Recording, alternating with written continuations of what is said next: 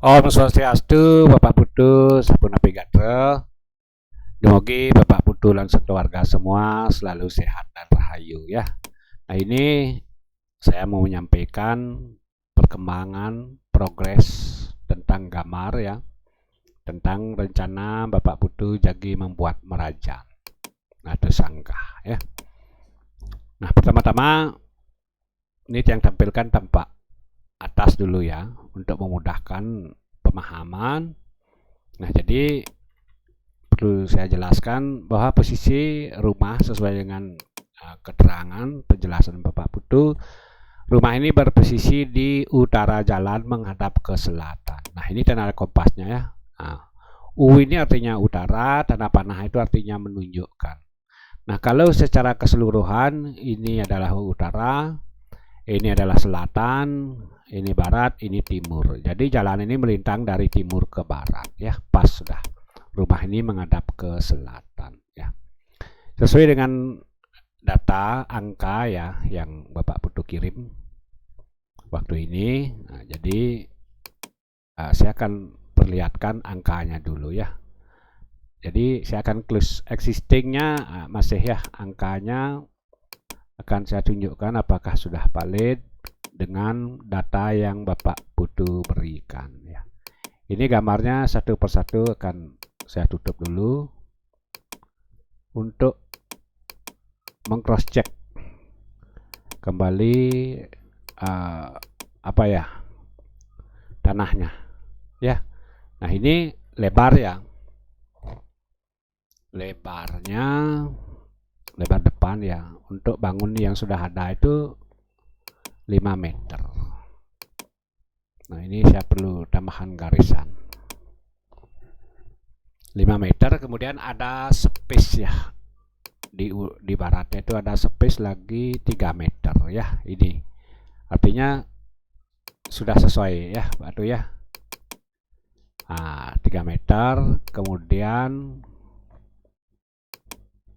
saya tarik lagi dikit. Nah ini 3 meter, 5 meter berarti 8 meter nggih. Nah kemudian untuk bangunannya atau di belakang saja ya dulu. Nah di belakang, nah karena tanah ini tidak simetris, dalam arti ada selisih, jadi tidak simetris antara muka dan belakang seperti itu ya. Kalau di sini 225 dia munculnya. Nah kalau pas di belakang sekali berapa dia munculnya ya. Nah ini sekarang muncul oke, 5 meter dan ada di angka 2 meter, pas sesuai dengan yang Bapak Putu apa ya, kasih datanya kemarin oke. Nah kemudian untuk panjang bangunan, ini tanahnya kan 8 meter di depan ya, di belakang 7 meter. Nah untuk panjang bangunan dari ujung selatan ya, ini dari ujung selatan sampai ujung utara itu 12 meter. Oke, nah ini yang ke-12. Kemudian di sini ada space lagi. Di depannya ada space lagi berapa ini ya? Lagi 1 meter sesuai dengan data yang Bapak Putu berikan, oke. Nah, kemudian di sini ada ruang kosong di belakang ya untuk lahan merajan ya. Lahan merajan, oke. Lagi udah apa ya? Yang akan garis. Nah ini sudah tiang garis untuk membantu agar bisa tiang mengukur ya. Cross check dulu. Ini 4 meter Pak tuh ya, 4 meter ya. Nah kemudian di sini ada juga 4 meter.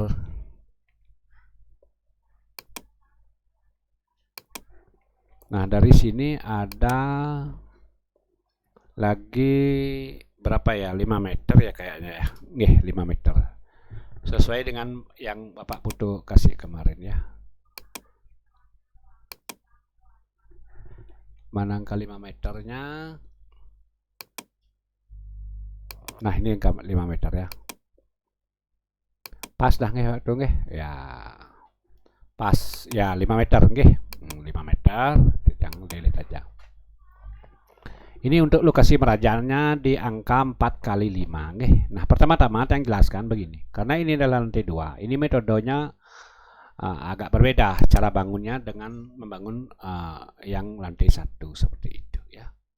Nah, jadi tentu untuk kita membuat bongkaran untuk cakar ayam yang di sudut-sudut ini Pak tuh ya.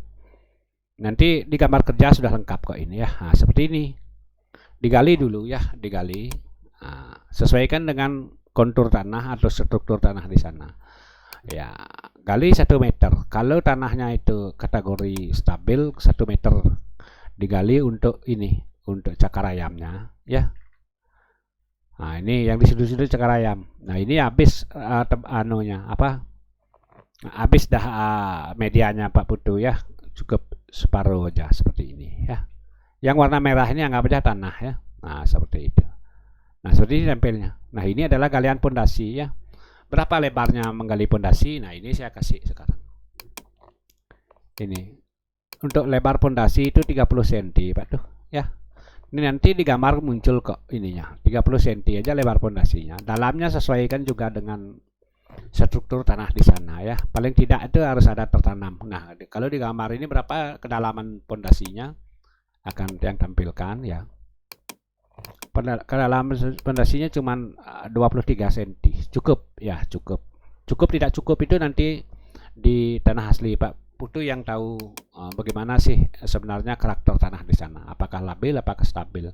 Kalau labil itu harus membutuhkan perlakuan khusus lah ya. Nah, untuk cakar ayam ini di lebarnya ini 90 cm ya. Nah, ini angka 90 kali 90. Ini cakar ayam ya. Nah, galiannya. Kedalamnya juga disesuaikan nggih. Nah, seperti itu dulu cara membangunnya ya. Tentu harus simetris ini. Berapa sih jarak antar galian cakar ayamnya? Nah, ini akan yang tunjukkan di sini. Nah, di sini 430 lebih jelas 430 dikali 330, selisih 1 meter ya. Nanti lantainya di atas juga selisih 1 meter tetap. 4 meter 30 cm dikali 3 meter 30 cm itu ya. Itu untuk penggaliannya. Ini di existing di tanah aslinya seperti itu. Jadi pekarannya ini habis, medianya habis ya. Sisi timur dan sisi utara habis. Nah, kemudian akan yang tunjukkan strukturnya nggih. Struktur apa yang dimaksud dengan struktur pembetonan ya. Nah, ini beton bertulang Pak. Nah, jadi kejadiannya seperti ini nanti. Nah, ini cakarnya ya. Ini yang saya maksudkan tertanamnya berapa. Nah, seperti itu. Nanti sesuaikan saja. Ini sudah sesuai standar konstruksi ya. Nah, seperti ini tampilannya nanti nggih. Nah, ini yang namanya cakar, kemudian ini namanya beton naik kolom tiang ya. Kemudian di sini nanti ada slope, nggih. Nah, seperti itu. Nah, ini tampilannya. Ini kan masih ada galian yang tadi ya, galian yang tadi. Jadi ditambahkan pondasi nanti. Nah, begini jadinya, nggih. Nah, begini jadinya nanti kalau setelah terpasang pondasi. Nah, seperti itu. Jadi proses pekerjaannya tukangnya lebih tahu prosesnya. Ini dipasang dulu sampai di sini ya. Sampai di sini baru dipasang pondasi, kemudian dinaikkan lagi. Nah, itu prosesnya, nggih. Nah, kemudian setelah seperti ini pondasinya terpasang ya tampilannya. Ini tampak timur ya, ini tampak utara ya. Ini tampak barat, nggih. Nah, setelah seperti ini ya, tentu di sini lubang masih, nggih. Tentu butuh pengurugan. Uruk sekarang di dalamnya. Nah, ini anggap aja uruk ya. Nah, seperti ini nantinya, oke. Setelah diuruk datar, nggak ada lubang lagi di sini. Seperti itu ya. Nah, kemudian ini kan baru struktur, oke. Nah, jadi tentu ada bataran namanya. Bataran, oke. Nah, bataran ini diuruk nanti, tukangnya yang akan nguruk nanti. Boleh pakai tanah, tidak apa-apa ya, tidak usah pakai batu ya, pakai tanah aja gak apa-apa. Memang kebutuhannya tanah seperti itu. Nah kemudian setelah terpasang strukturnya seperti ini ya, batarannya kita aksesoris sekarang batarannya ya, biar kelihatan bagus. Jadi dan juga lantainya, nah sekalian yang pasang lantai seperti ini Pak tuh, ada motif Balinya dikit ya, ini tata hujan namanya, dan ini bataran seperti itu. Nanti mengenai ukuran ketinggian itu semua ukuran yang jelaskan di gambar kerja. Sudah saya buatkan gambar kerjanya kok, tinggal ukur-ukur saja ya, seperti ini. Nah, jadi prosesnya seperti ini, naik dulu di sini ya, kemudian kita bisa duduk di sini gitu. Ya, ini tampak barat, ini tampak utara, padat tadinya sulit istilahnya ya. Ini tampak timurnya. Seperti ini. Ini ya lubang ini urugan nanti Seperti itu untuk di lantai 1. Ya, kemudian yang buatkan dinding sekarang ya, dinding sisi timur dan sisi utaranya Nah, ini sudah di tembok ini dindingnya ya. Ini dinding jadi kan tidak tembus lagi ya dinding. Seperti ini dindingnya. Tukangnya nanti bisa masang ya. Nah, kemudian di lantai 1 ini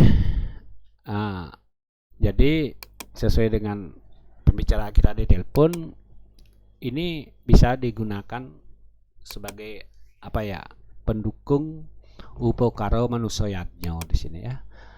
Kegiatan sehari-hari menjahitan kayak itu ya, menjahitan, moton gitu misalnya. Jadi sehari-hari ibu-ibu itu pasti sibuknya di sini nanti. Kasihan kan ruang kosong ini. Justru di sini akan lebih sibuk nanti kegiatannya tiap hari begitu ya, karena ibu-ibu itu kan ada aja pekerjaannya, menjahitan, persiapan rerainan apa aja ya. Seperti itu.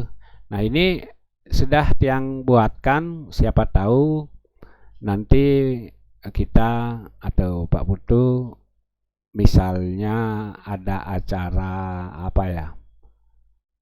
ini balik katil istilahnya Pak tuh.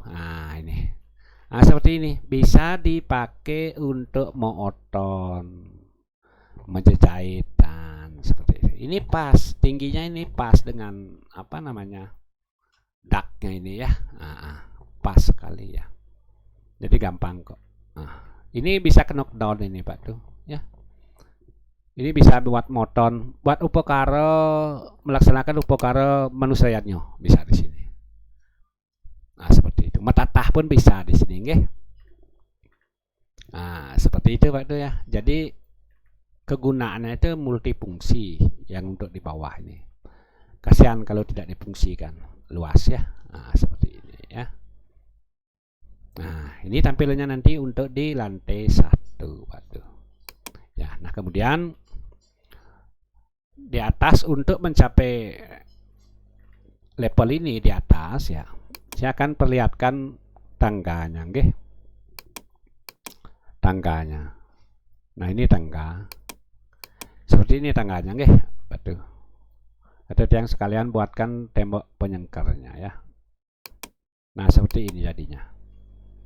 Nah, ini tampilnya lantai 1. Satu-satunya tangga, akses untuk mencapai level yang di atas ini, satu-satunya di sini. Habis ini tempatnya ya, habis tempatnya. Ya. Seperti ini, naik dulu ke utara, belok ke timur, naik ke selatan, belok ke timur, nanti naik ke utara. Seperti itu. Kalau yang jelaskan lagi sekali, seperti ini tangganya. Naik ke utara, belok ke timur, naik ke selatan, belok ke timur, naik ke utara lagi. Sudah nyampe di ini, di Merajan. Seperti itu Pak tuh. Ya. Karena tidak mungkin kita bisa buat tangga di sini karena sudah ada bangunan. Tidak mungkin ya. Ini tangganya kita butuh 2 meter.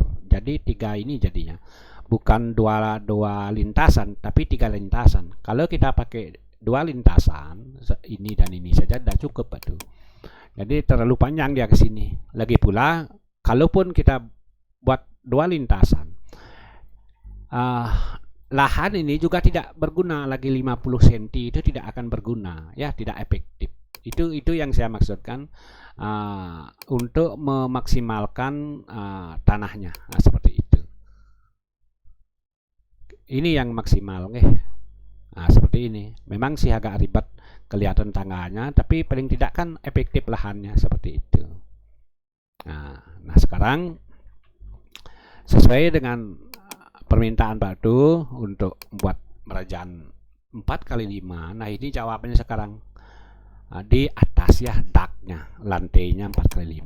Nah kalau kolomnya ini tentu mundur lagi 1 meter, ya.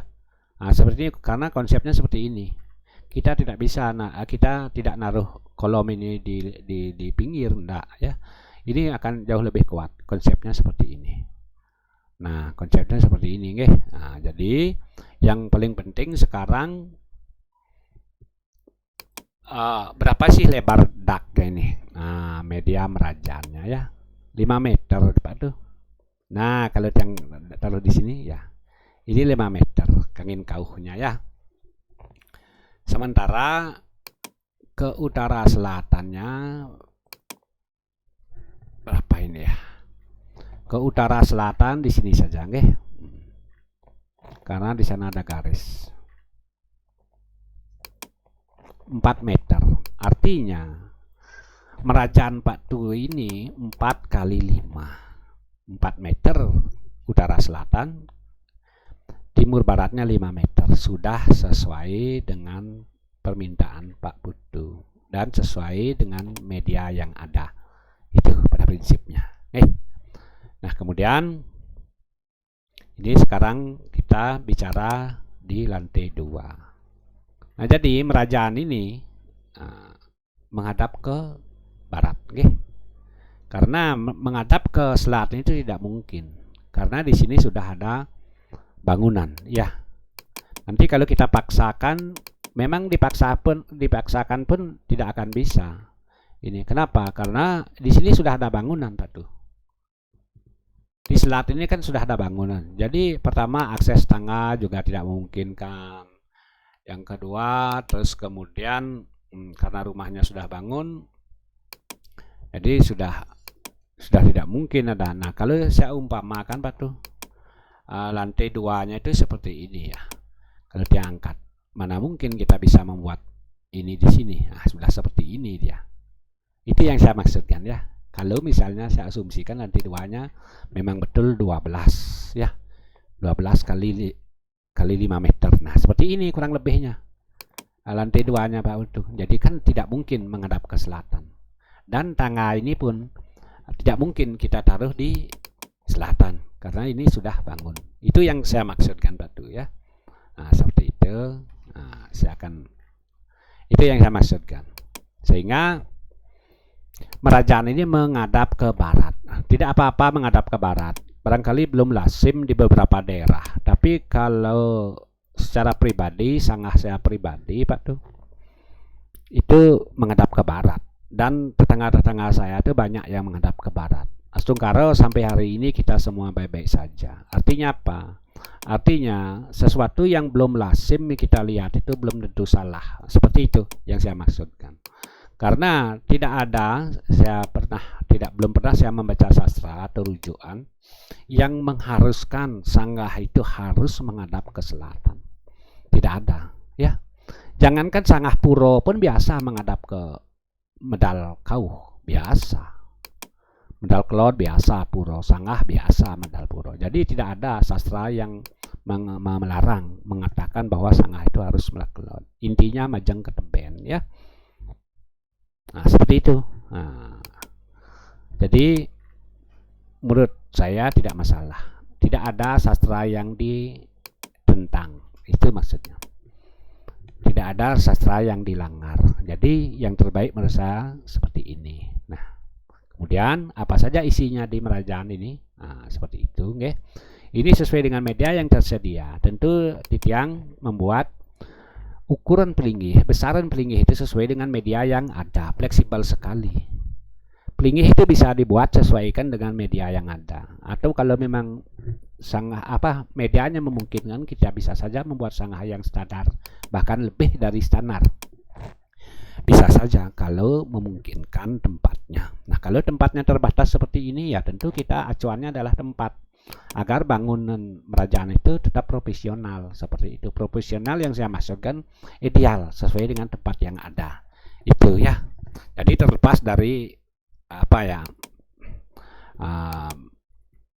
baik, benar, bagus, kurang bagus, terlepas dari itu, ini sesuai dengan media yang ada ya, relatif ini sifatnya ya. Nah, seperti itu. Coba yang tampilkan nanti paling mana ya. Nah, mengenai ukuran Pak tuh. Nah, ukuran juga ya. Ini kan yang ada warna putih ini kan abu ya, abu. Yang putih ini adalah dudukan merajaan, tempat merajaannya. Ini tempat penglurah, ini tempat kemulan, ini tempat padmo, ini taksu, ini piasan. Sementara ini adalah tembok ya. Ini adalah sesurup tempat pintu keluar masuk ya, pinsurang, seni bentar kecil, kemudian ini tembok, kemudian ini tempat ya, seperti itu. Itu dulu ya. Nah, jadi ini sudah lengkap dengan tembok ya. Jadi yang saya tampilkan pertama apa ya, penglurah ya, belum ya. Ini jarak batu ya, jarak berapa menghabiskan jarak untuk penyengkernya ini. Kalau saya ukur, nah ini saya garis dulu ya, berapa ketebalan tembok penyengkernya. Ketebalan tembok penyengker itu 20 cm sudah cukup ya. Ini kebutuhan tembok, nah, kebutuhan temboknya 20 cm. Nah, seperti ini 20 cm. Kemudian karena kita membuat padurakso di sini, karena kebutuhan paduraksonya adalah sesuai dengan dari pinggir ya, pinggir beton ya. Kenapa masuk ini? Karena di sini ada padurakso. Pakem balinya memang seperti itu. Paduraksonya aja 30 kali 30 ya. Jadi mundur lagi berapa senti ini ya? Nah, ini mundur lagi 5 cm. Nah, seperti itu. 5 cm mundur. Nah, ini ada space 5 cm ini. Nah, ini 5 cm. Di sini juga space 5 cm. 5 cm tambah 5 cm ditambah 30 jadi ditambah 20 jadi 30. Nah, itu alasannya ya. Habis nih, habis. Kalau disulut habis, kalau di sini tersisa. Seperti itu. Ya. Nah, kemudian jarak pelinggih dari tembok penyengker. Berapa jaraknya? Nah, ini kalau pengulah dari timur berapa? Saya akan garisnya Pak tuh ya. Nah, ini berapa jaraknya dari jeru tembok ini? 25 cm nggih. Nah, itu artinya A tampak. A tampak. Kenapa A tampak? Ya karena dirasa sudah cukup A tampak. Kita tidak usah menambahkan A sampel atau A ngandang karena dirasa sudah cukup. Nah, kita bisa lewat sebenarnya di sini. Kang yang agak menggiringan ya. Nah, itu pertama. Yang kedua, cucuran cacapan itu tidak keluar dari tembok. Nah, kira kisaran masih di dalam tembok. Nah, karena dirasa sudah cukup dengan satu tampak, jadi kita tidak menambahkan lagi asampel. Itu maksudnya ya, karena tempatnya ini terbatas memang. Seperti itu. Nah, kemudian lagi pula di sastra itu tidak mengah tampak. Saya tidak membaca. Kalau gugon tuwo itu orto tutur itu harus katanya tampak ngandang atau tampak sampel. Katanya lagi sampel itu pengurip katanya. Tapi saya belum pernah melihat wah tampak itu adalah ngurip. Nah, seperti itu. Itu adalah kebutuhan bagi saya ya. Kalau dirasa kurang lebar, kita tambahkan lagi sampel, itu sah-sah saja dan itu wajar dan itu udah lazim. Tapi kalau sebagai pembenar bahwa tampak itu kan ngurip, tidak ya. Yang ngurip itu adalah Upokaro, adalah Banten. Nah, seperti itu ya. Nah, kemudian ini sudah jarak ya. Kemudian jarak antara penglurah sekarang dengan kemulan berapa? Ini saya garis dulu, baru bisa saya ngasih angka. Oke. 25 juga, nggih. Nah, asampel juga. Cukupkah sampel? Cukup. Nanti kita lihat proporsinya, nggih. cukup. Sampailah tampak cukup. Kenapa cukup? Satu, cukupnya seperti apa? Kita bisa lewat di sini. Atau aslinya karang gajahnya tidak nyentuh ya, tidak nyentuh, tidak saling bersinggungan. Kita bisa lewat di sini. Nah, seperti itu. Cukupnya seperti apa? Seperti itu. Nah, kemudian apakah atap itu bersinggungan? Tidak. Nanti kita yang akan tampilkan fisiknya. Nah, maksudnya atap kemulan dengan atap penglurah ini apakah tumpang tindih? Nah, tidak ya. Nah, cukup segitu. Nah, kemudian kemulan sudah. Untuk padmonya, ini padmonya miring. Nah, seperti ini, nyirang atau ke sudut ya, kemana ini namanya ya, barat daya ya, cloud kauh. Ini lazim mudah biasa seperti ini ya, kita sudutkan ya, naruh di sudut. Nah, seperti itu. Nah, kemudian di baratnya padmo ada taksu ya. Nah, seperti ini ya, tetap juga dari sini mundurnya 25, oke. 25 cm. Kayaknya nih, coba. Akan yang cek. Nanti kalau sudah bangun yang tampilkan pelinggihnya susah nanti ya. Nah, seperti ini ya. Nah, udah 25. Itu artinya A tampak. Sekarang saya akan memperlihatkan ininya, penglurahnya, nggih. Nah, seperti apa penglurahnya? Penglurah, ini dia penglurah, nggih. Nah, ini penglurahnya. Betul. Ini pandangan dari selatan, nggih. Ini pandangan dari selatan. Kemudian ini tampak depan dari barat. Nah, seperti ini, semua unsur batu, sama sekali tidak ada unsur apa? Tidak ada unsur kayu, nggih. Nah, jadi namanya tugu atau penglurah. Yang melinggih di sini adalah Ratu Ngurah Agung Bisekonya. Namanya yang melinggih di sini adalah Ratu Ngurah Agung. Ini bukan Betaro, bukan Dewo, tapi setengah Betaro, setengah Kalau. Biseko Ratu Ngurah Agung. Fungsinya apa? Sebagai satpam, sebagai moderator, sebagai pengenter. Nah, inilah maha tahu tentang apapun yang terjadi di Merajan, di Sanggah. Nah, maha tahu beliau. Sehingga kalau penglingsir kita dulu atau tetua kita dulu, kalau kilangan misalnya atau apa ya, anggaplah kilangan meri, kilangan emas, kilangan apapun, itu pasti di sini itu pedaroyan bakat yang nikinya yang sanggup ngaturin ini. Nah, artinya mesesangi di sini, mesesangi, karena dianggap beliau maha tahu di sini adalah segala sesuatu yang terjadi baik di Merajan maupun di pekarangan kita. Seperti itu. Kalau bukan di Tugu, ya di Tugu Karang biasanya orang mesesangi. Tuh betaro kentan nak liksirnya yang bakat yang merincan wilang nih kau yang sanggup ngatur tipa tekelan. Oh, tiang kilangan siap. Oh, tiang kilangan bungkung. Bakat yang sanggup ngatur tipa tekelan, maulam taluh gitu misalnya. Nah, di sini kenapa di Tugu dan di Tungurah Tugu Karang? Karena dianggap maha tahu seperti itu ya. Di sini bisekonya adalah Ratu Ngurah Agung. Yang tampilkan sekarang kemulan, nah di utaranya. Nah, ini kemulannya. Yang saya maksudkan tadi, apakah dengan jarak 25 cm sudah bersinggungan ke atapnya? Tidak. Tidak bersinggungan ya, tidak bersinggungan. Jadi karang gajahnya nyentuh nggak? Nggak nyentuh. Ya, tidak nyentuh ya. Nah, kemudian atapnya kira-kira di mana cucurannya ya? Jatuhnya di mana? Ini kalau air itu kan jatuhnya turun lurus ya. Nah, di mana? Ini garis hijau, garis biru ini artinya lurus ya. Masih di sini, pas dia di bataran jatuh. Lewat dikit seperti itu. Jadi, dengan 25 cm ini sudah sangat memungkinkan seperti itu. Nah, sini membanyak konsepnya nih, rong 3. Ada bilang juga kemulan atau rong telu, ide betaro yang guru. Siapa yang melinggih di sini? Ide betaro yang guru. Ya, nah kalau ada beberapa, kalau di sastra ya, yang melinggih di sini adalah para leluhur kita yang sudah bersih, yang sudah diapen. Nah, seperti itu. Nah, yang paling selatan, ini kan selatan ya, ini yang di selatan.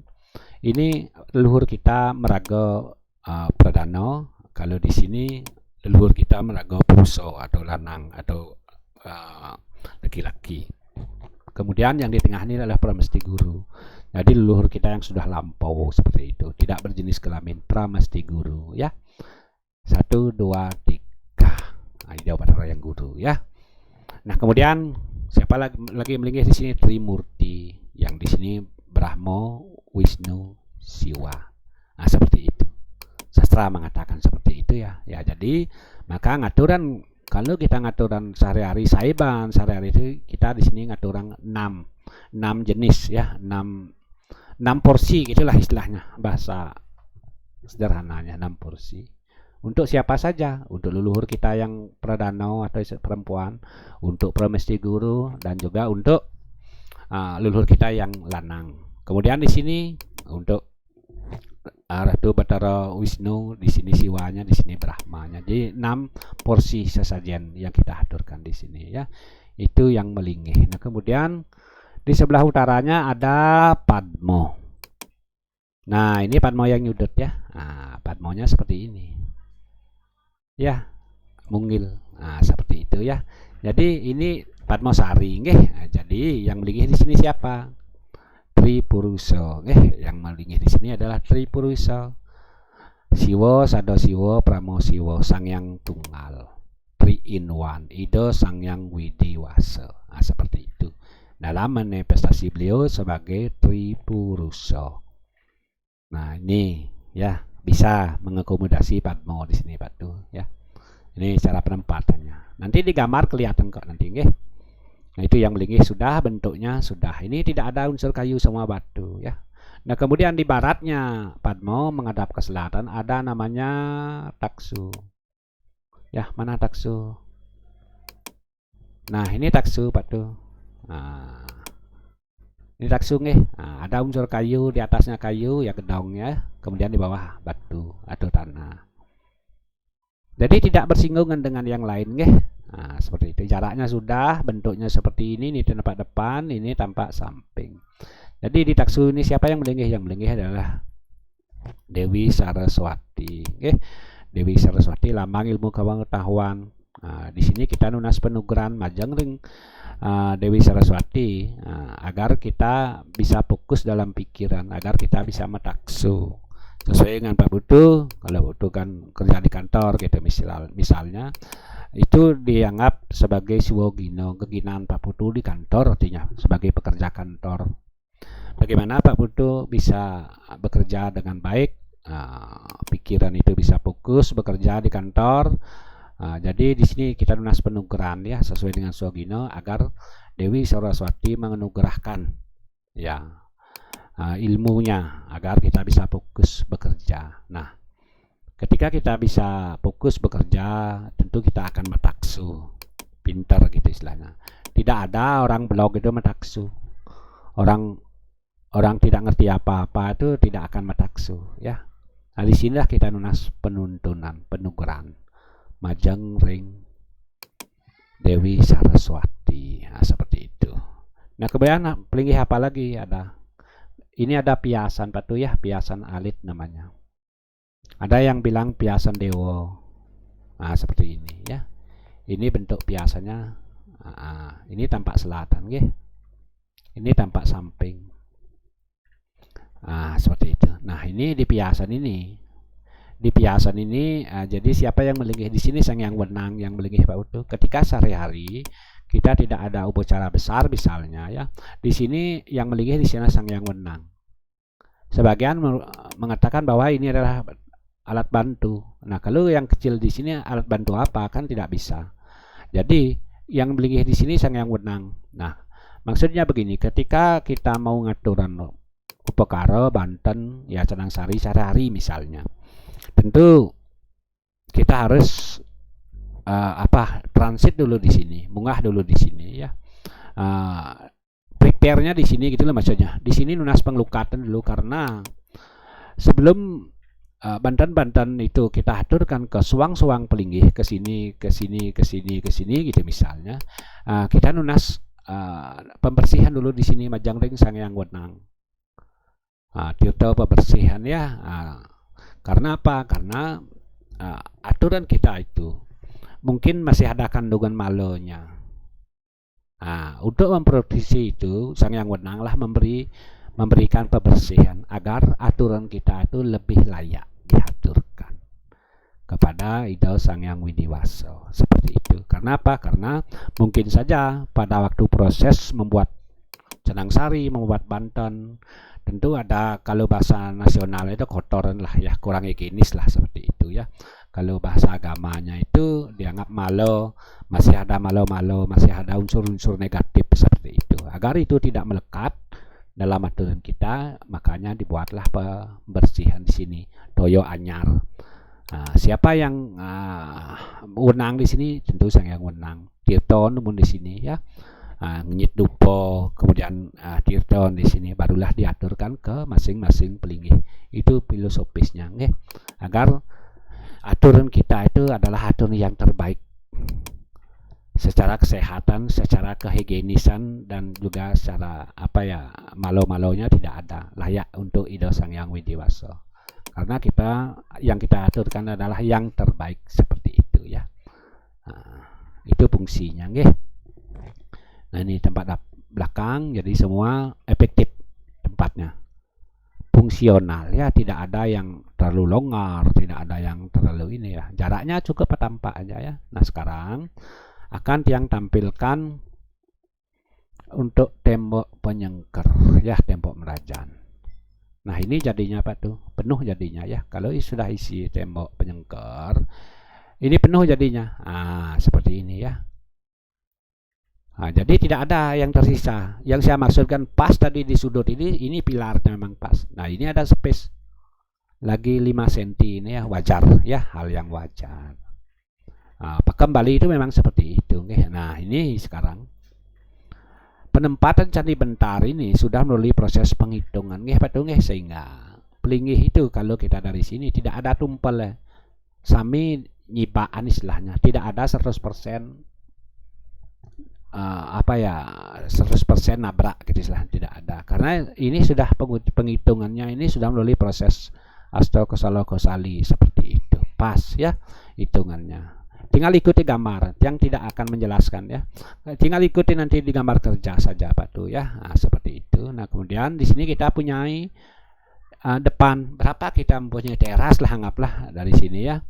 Ini kita mempunyai teras lagi 1,07 meter, cukup, sangat cukup. Lalu lalang di sini sangat cukup. Apakah ini sudah secara safety, apakah aman? Aman menurut saya ya. Ini sudah ada railingnya, untuk dari segi keamanan anak-anak gitu misalnya, aman, sangat aman, betul ya. Seperti ini tampilannya. Nah, kemudian di tembok-tembok ini ya saya jelaskan, tembok belum saya jelaskan. Ini namanya Candi Bentar. Kalau yang cenik tetap Candi Bentar sesurup ya. Jadi ketika kita ngelanjing masuk di Merajan ini, dipastikan bahwa pikir kita satu, pisahkan. Candi itu tinggi ya, ini kan tinggi betul dari yang lainnya maksudnya ya. Bentar itu pisah. Filosofisnya agar kita mampu memisahkan pikiran-pikiran yang ada di pikiran kita itu ya, agar satu pikiran kita. Mengapa ke Sangah? Ngapain kita ke Merajan? Tentu bersyukur, berterima kasih. Seperti itu. Bersujud, seperti itu. Tidak memohon apa-apa ya. Pokoknya berterima kasih. Terima kasih Tuhan sudah diberikan kesempatan. Sudah saya bisa bernapas, saya sudah baik-baik saja, seperti itu. Terima kasih Tuhan. Seperti itu ya. Ini fokuskan pikiran kita ya, bersyukur, bersembahyang, seperti itu. Nah, kemudian sudah filosofisnya sebentar sudah. Jadi agar pikiran kita bisa satu, ulangan pikayuna ya. Kemudian di sini ada paduraksa namanya, paduraksa. Paduraksa ini fungsinya adalah padu itu pertemuan, raksa atau menguasai. Nah, ini kalau saya jelaskan dari sini ya, ini dari sini yang jelaskan ya. Ini Kajok Angin, ini Cloud Angin, timur laut, tenggara, barat daya, barat laut, kan seperti itu ya. Jadi siapa yang berkuasa? Kalonya di sini, kalonya di sini ini adalah Sri Raksa, dewonya Durga ya, dewanya Durga keiring ben Sri Raksa. Seperti itu. Binatangnya gagak ya.